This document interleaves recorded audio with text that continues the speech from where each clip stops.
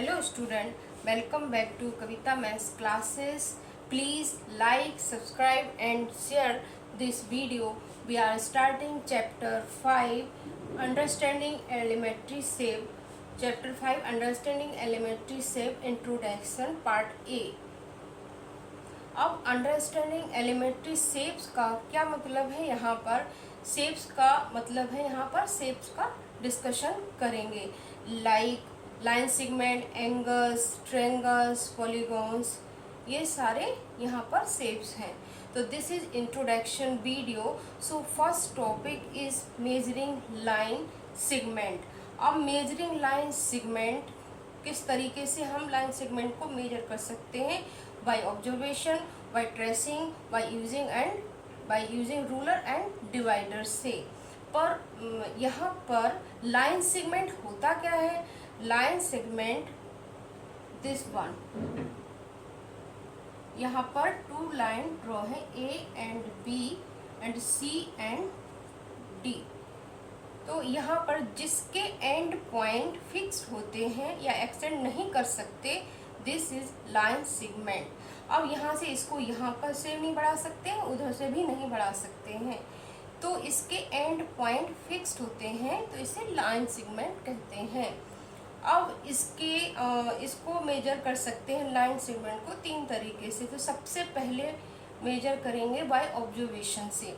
अब ऑब्जर्वेशन से कैसे मेजर कर सकते हैं? ऑब्जर्वेशन का मतलब है सिर्फ हम देख के बता सकते हैं कि ये लाइन छोटी है या ये लाइन इससे बड़ी है। तो ये क्या हम कर रहे हैं, ये ऑब्जर्व कर रहे हैं एक दूसरे को देख करके, तो इसको कहते हैं ऑब्जर्वेशन मेथड। अब ऑब्जर्वेशन मेथड के कुछ डिसएडवांटेज भी हैं, जैसे error in calculation and we can not measure the length. So now next method will be by tracing. अब ट्रेसिंग कैसे कर सकते हैं?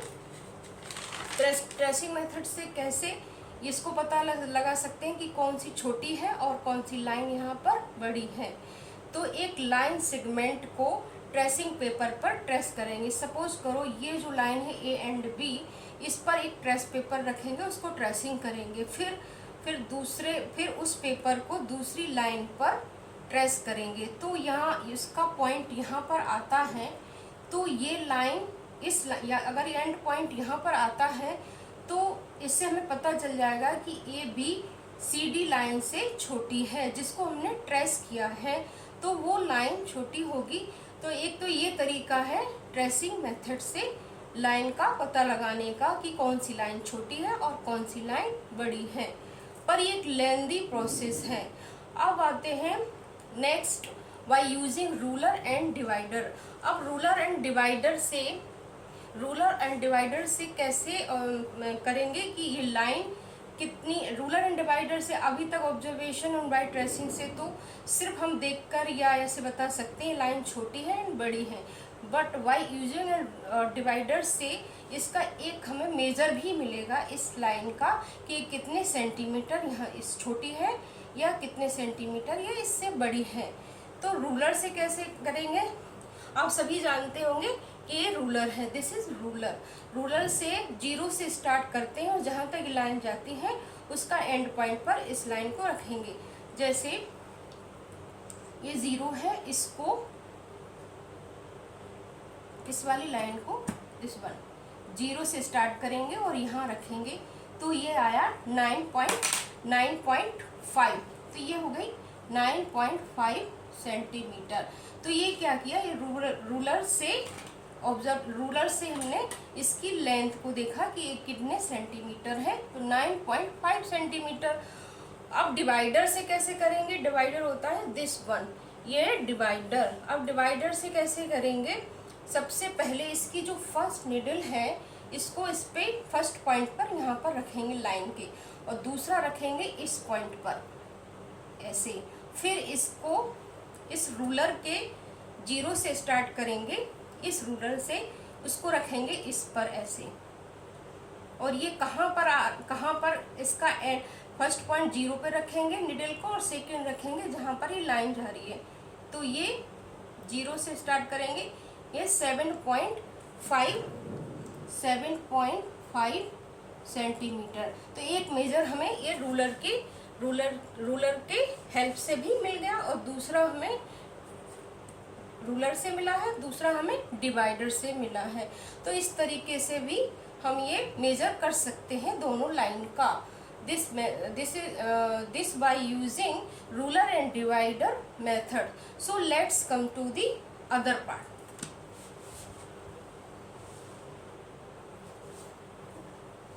So now next topic is angles. अब एंगल्स के यहाँ पर 3 टाइप्स हैं, right angles, straight angles and complete angles. Right angles क्या होते हैं? राइट एंगल्स जो 90 डिग्री का एंगल्स बनाते हैं उसे 90 डिग्री का राइट एंगल्स कहते हैं। जैसे एक लाइन यहाँ पर ड्रॉ है और एक स्ट्रेट लाइन अगर यहाँ पर ड्रॉ करेंगे तो ये 90 डिग्री का एक एंगल बना रही है, तो ये राइट एंगल होगा। अब आते हैं स्ट्रेट एंगल। स्ट्रेट एंगल क्या होता है? राइट एंगल का डबल। जैसे एक यहाँ पर एक लाइन इमेजिन करते हैं, एक लाइन है यहाँ पर जी, तो एक यहाँ पर ये 90 डिग्री का बन रहा है और एक एंगल यहाँ पर भी ये 90 डिग्री का है। तो 90 प्लस 90 180 डिग्री का यहाँ पर ये एक एंगल बना रहा है। तो इसका मतलब है कि ये 90 डिग्री के डबल स्ट्रेट एंगल डबल होता है। 90 डिग्री के स्ट्रेट एंगल 180 डिग्री का यहाँ पर होता है, 180 डिग्री का। अब आते हैं कंप्लीट एंगल। कंप्लीट एंगल क्या होता है? कंप्लीट एंगल राइट एंगल के डबल होता है। जैसे एक यहाँ पर ये लाइन है, एक एंगल ये यहाँ पर बना 180 का डिग्री का, एक एंगल यहाँ पर बना ये 180 डिग्री का। तो 180 डिग्री 360 डिग्री का ये एंगल बना रही। ये पूरा एक कंप्लीट यहाँ पर रेवोल्यूशन हो रहा है 360 डिग्री का। तो कंप्लीट एंगल एक 360 डिग्री का एंगल होता है। अब हम डिस्कस करेंगे एंगल्स को डायरेक्शन एंड क्लॉक के through. So now let's come to the other topic.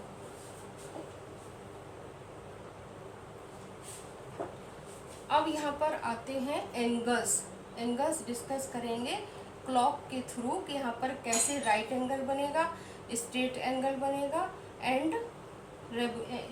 बनेगा एंड कंप्लीट एंगल यहाँ पर बनेगा। तो अब डिस्कस करेंगे। अब यहाँ पर एक मैंने एक ड्रॉ किया है क्लॉक को, जो 12 1 2 3 4 5 6 7 8 9 10 11 पर ये यहाँ से आकर यहाँ पर घूम रही है क्लॉक वाइज। तो यहाँ पर एक एंगल फॉर्म हो रहा है 12 to 3 पर एक एंगल फॉर्म हो रहा है। यहाँ से आया और यहाँ से 12 से 3 तक गया, तो ये 90 डिग्री का एक एंगल फॉर्म हो रहा है यहाँ पर। अब यहाँ पर एक पढ़ेंगे रेवोल्यूशन। अब रेवोल्यूशन क्या होता है? Revolution means turn is called one revolution. Revolution means circle में मूवमेंट। जब एक राइट एंगल 90 डिग्री का होता है तो यहाँ पर एक फ्रैक्शन होता है, और 90 डिग्री का अगर यहाँ पर एक 90 डिग्री का एक एंगल है तो इसका फ्रैक्शन कैसे निकालेंगे? 90 डिग्री 90 प्लस 360।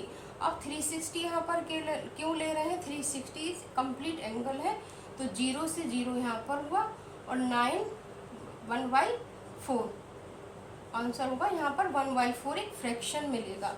अब यहाँ पर 1/4 का मतलब है वन राइट एंगल में 1/4 रेवोल्यूशन कंप्लीट हो रहा है। अगर यहाँ पर 12 से 6 करेंगे तो यहाँ पर कौन सा एंगल मिलेगा? यहाँ पर एक स्ट्रेट एंगल मिलेगा। 12 से 6 पर एक स्ट्रेट एंगल मिलेगा, जो 12 से 6 स्ट्रेट एंगल 180 डिग्री का होता है। 180 डिग्री 360, तो 1/2 18 1 जा 18 18 2 जा 36। तो यहाँ पर 180 डिग्री पर रेवोल्यूशन हो रहा है 1/2 या हाफ रेवोल्यूशन यहाँ पर हो रहा है 180 डिग्री के उसमें एंगल्स में। अब यहाँ पर यदि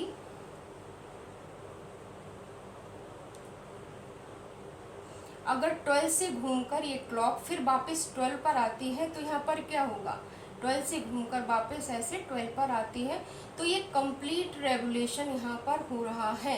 कंप्लीट रेवोल्यूशन का मतलब है यहाँ पर 360 डिग्री का एक कंप्लीट रेवोल्यूशन यहाँ पर हो रहा है, जो 12 से घूमकर वापस 12 पर आती है। तो दिस इज कंप्लीट एक एंगल यहाँ पर बन रहा है।